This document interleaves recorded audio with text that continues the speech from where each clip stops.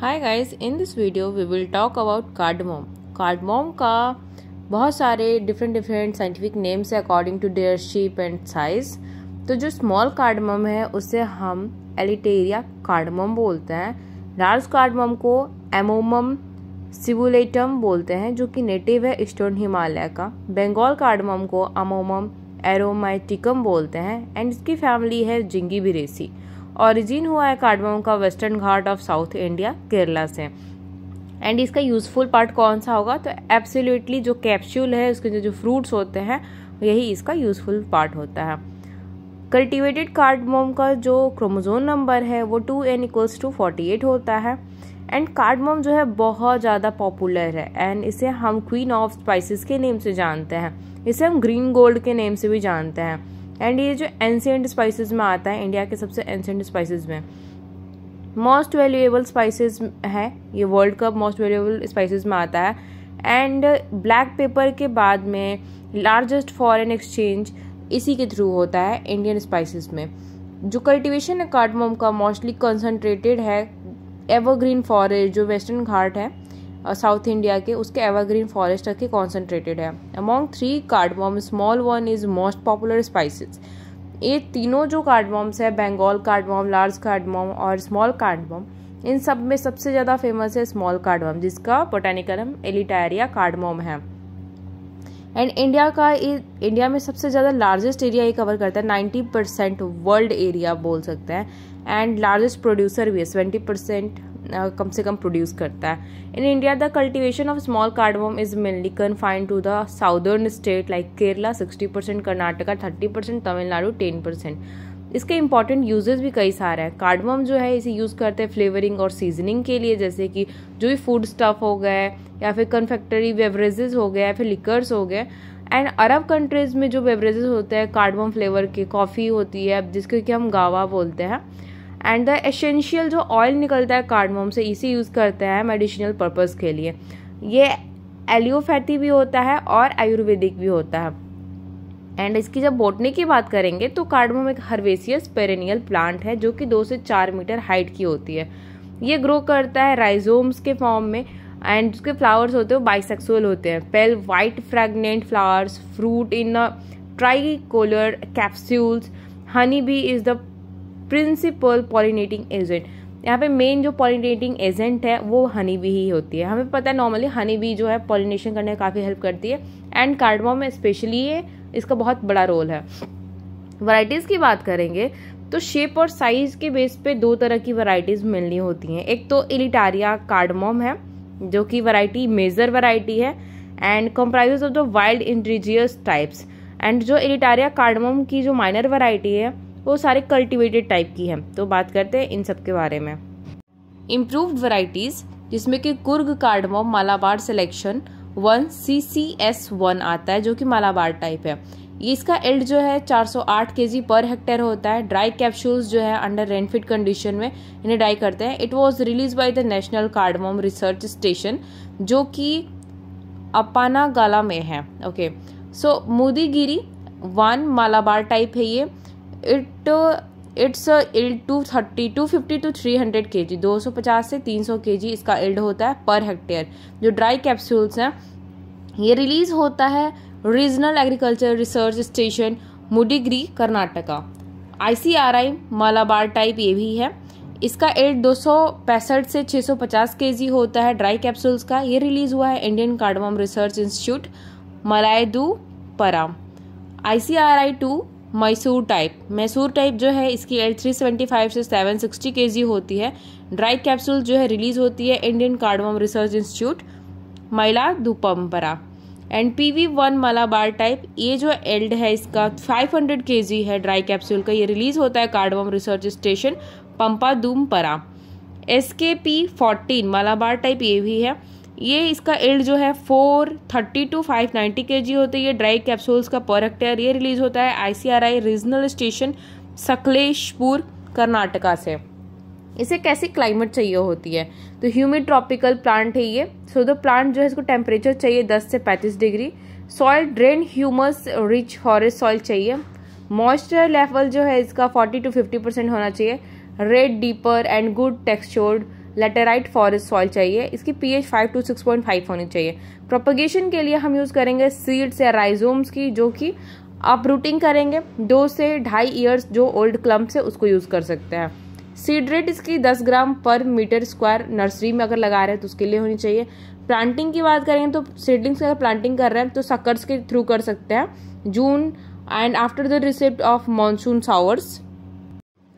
Manuring की अगर बात करेंगे तो इरिगेटेड कंडीशन में 75 kg नाइट्रोजन चाहिए, 75 kg पोटेशियम चाहिए, 150 kg इसके फॉस्फोरस चाहिए। रेनफीड कंडीशन में 30 kg nitrogen, 60 kg phosphorus and 30 kg potassium चाहिए। ऑर्गेनिक मैन्योर्स भी डाल सकते हैं हम 5 kg पर प्लांट। इरिगेशन तो इसे जनरली जो कार्डमम जो है जनरली रेज होता है रेनफीड क्रॉप में। इंटर कल्चरल ऑपरेशन की बात करें तो वीडिंग करेंगे, 2 से 3 वीडिंग चाहिए पर ईयर एंड ये नेसेसरी होता है मई से जून और अगस्त, सितंबर या फिर दिसंबर और जनवरी वाले मंथ में। मल्चिंग की बात करेंगे तो मल्चिंग जो है इंपॉर्टेंट कल्चरल ऑपरेशन है कार्डमम के लिए। जो फॉलन लीव्स होते हैं सीड ट्रीज में उसे अपरूट करेंगे, जो वीड्स है उसे यूटिलाइज करेंगे मल्चिंग के लिए। मल्च जो है अप्लाई होता है नवंबर से दिसंबर में और ये रिड्यूस करता है इसके इल इफेक्ट्स को, जो भी ड्राउट कंडीशन है या फिर जो समर कंडीशन है उसे रोकने के लिए। एंड अब हम बात करेंगे क्लियरिंग इसकी कैसी होती है, थ्रेसिंग इसकी कैसी होती है। तो it consist of removing old and dry shoots of the plant once in 1 year with the onset of the monsoon under the rainfed condition.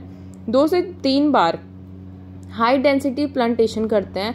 जो प्लांटेशन है वो प्रोवाइड करते हैं, उसमें इरिगेशन फैसिलिटीज, वीडिंग करेंगे, क्लीनिंग करेंगे एंड साइमल्टेशनली हम मई और जून और अगस्त और सितंबर में भी करते हैं। पैकेजिंग और डिगिंग की बात करते हैं। जो है मानसून का जब एंड होता है, रेन्स बहुत ही जब कम आती हैं तो उस टाइम हम सॉइल की डिगिंग करते हैं एंड उसे हम जो प्लांट है हमारा वहाँ पे कम से कम 60 से 75 सेंटीमीटर का रेडियस होना चाहिए, जो कंजर्व करेगा मॉइस्चर को एंड इंश्योर करेगा ड्राई पीरियड जो है पार्टिकुलरली लो रेनफॉल के लिए। अर्थिंग अप करते हैं। After the completion of the monsoon a thin layer of a fertile soil rich in organic matter may be earthed up at the base of a plant up to collar region to encourage the new growth. Cropping कैसे करते हैं? Cardamom plant start bearing in about 3 years after the planting. Flowering starts in April, May and continues up to August and September. जो cardamom का plant होता है वो 3 साल time लेता है प्लांटिंग के बाद से। फ्लोरिंग स्टार्ट हो जाती है अप्रैल मई में एंड ये अगस्त सितंबर में कंटिन्यू रहती है। जो फ्लोरिंग जब पीक पे रहती है वो मई और जून वाला टाइम होता है एंड फ्लोरिंग जो इसकी मैच्योरिटी पे जब चली जाती है तो 5 से 6 मंथ में मैच्योरिटी इसकी आ जाती है। तो अब हम करेंगे इसकी हार्वेस्टिंग। जब कैप्सूल राइप हो जाता है तो उसे हम हार्वेस्ट करते हैं 25 से 30 दिन के अंदर उसके इंटरवल पे। जो हार्वेस्टिंग कंप्लीट होती है 5 से 6 पिकिंग होती है जितने भी एरियाज वहाँ। जो पीक पीरियड है हार्वेस्ट का वो अक्टूबर या नवंबर होता है। इल्ड ऑल्दो जो कार्डमम प्लांट्स हैं स्टार्ट करते हैं बियरिंग 2 से 3 साल तक प्लांटिंग के बाद में एंड इनका जो इकोनॉमिक क्रॉप है वो ऑब्टेन होता है 4th और 5th ईयर में। इल्ड जो है बहुत ही ज़्यादा इसमें वैरायटीज होती हैं। जो ऑप्टिमम एवरेज इल्ड जो है 50 से 70 kg होना चाहिए ड्राई कैप्सूल पर हेक्टेयर में अगर देखते हैं तो। एंड इल्ड जो कम हो जाती है 10 या 12 साल का अगर वो प्लांट हो गया तो इल्ड कम होने लगती है। फर्स्ट ईयर का है तो उसमें 25 से 50 kg होगा, सेकेंड ईयर में 50 से 70 kg एंड थर्ड ईयर में 70 से 100 kg हो सकता है। प्रोसेसिंग इसकी की जाती है तो प्रोसेसिंग में क्या होता है, जो कमर्शियल प्रोडक्ट है कार्डमम का वो ड्राई कैप्सूल्स है। At the time of harvesting जो कैप्सूल्स हैं वो जूसी और फ्लेशी होते हैं तो उन्हें हम क्योर करके रखते हैं मार्केट में भेजने के पहले। तो उसमें ब्लीचिंग की जाती है। Green colour of the cardamom capsule play a vital role in the market. जो कैप्सूल्स हैं उनमें जो ग्रीन कलर है बहुत ही इंपॉर्टेंट रोल प्ले करता है मार्केट में। ग्रीन कलर जो है कैप्सूल का वो प्रिजर्व करता है अल्कली ट्रीटमेंट से, प्रिजर्व होता है अल्कली ट्रीटमेंट से। और जो फ्रेशली हार्वेस्टेड कार्डमम है उसे सोक किया जाता है 2% वॉशिंग सोडा में। वॉशिंग सोडा का फार्मूला आपको पता होगा कि Na2CO3 होता है एंड सोडियम में 10 मिनट के लिए। ड्राइंग करते हैं इसकी। After bleaching the capsules are dry either by sun drying. Bleaching के बाद में हो सकता है कि हम सें सन ड्राइंग भी करा सकते हैं और या फिर फ्यूल जो किलिन्स होते हैं और जो इलेक्ट्रिक ड्रायर्स होते हैं उसमें भी कर सकते हैं। जो कैप्सूल्स हैं वो सन ड्राई करते हैं उनसे 3 से 5 दिनों के लिए। ये जो कैप्सूल है उन्हें ब्लीच करते हैं एंड डज नॉट, इसे स्टोर नहीं करते हैं। कुछ दिनों में क्या होता है, जो कैप्सूल है उसे ड्राई करते हैं आर्टिफिशियली। जो ड्राइंग है वो इनकम्प्लीट रहती है ग्रीन कलर वाले में। सो इलेक्ट्रिकल ड्रायर का यूज करते हैं कैप्सूल को ड्राई करने के लिए। 45 से 50 डिग्री सेल्सियस देते हैं 18 घंटे के लिए। फ्यूल किल्स जो है उसका जो टेम्परेचर सेट करते हैं 50 से 60 डिग्री पूरी रात के लिए। जो कैप्सूल है उसे रखते हैं हम ड्राई होने के लिए, उसे पूरे अच्छे से फैला देंगे एंड उसका एक स्ट्रिप जैसा फ्रिक्वेंटली उस पर एक स्ट्रिप जैसे चलाते हैं जो यूनिफॉर्म ड्राइंग करने में हेल्प करता है। जब कैप्सूल्स ड्राई हो जाते हैं तो उसे हाथों से रब करते हैं और जो कॉयर मैट होता है और वायर मेश होता है उस पर हम विनोइंग करते हैं ताकि जो फॉरेन मैटर से वो रिमूव हो जाए। देन अब हम बात करेंगे स्टोरेज की। Then they are stored according to size and colour. उसे ग्रेडिंग की जाती है, उसका जो साइज है कलर उसके बेस पे हम उसे आराम से स्टोर करते हैं। ब्लैक पॉलीथीन के अंदर में गनी बैग्स होती हैं जो रिटेन करते हैं ग्रीन कलर को during the storage and these bags them kept in the wooden chamber. इसे वुडन चैम्बर में रख देते हैं। सॉर्टिंग की जाती है, जो ड्राइड कैप्सूल है उसे स्टोर कर रहे हैं according to their size colour और स्टोर करते हैं उसे हम ब्लैक पॉलीथीन में गनी बैग्स में ताकि उसका जो कलर है रिटेन हो सके स्टोरेज के टाइम पर भी। सो गाइस, इसके साथ में हमने पढ़ लिया कि कार्डमोम जो है वो कितने तरह का होता है, साथ में उसकी प्रोडक्शन टेक्नोलॉजी क्या है। आई होप कि ये वीडियो आपको पसंद आया होगा एंड अगर आपको ये वीडियो पसंद आता है तो don't forget to like, subscribe and share. Bye bye.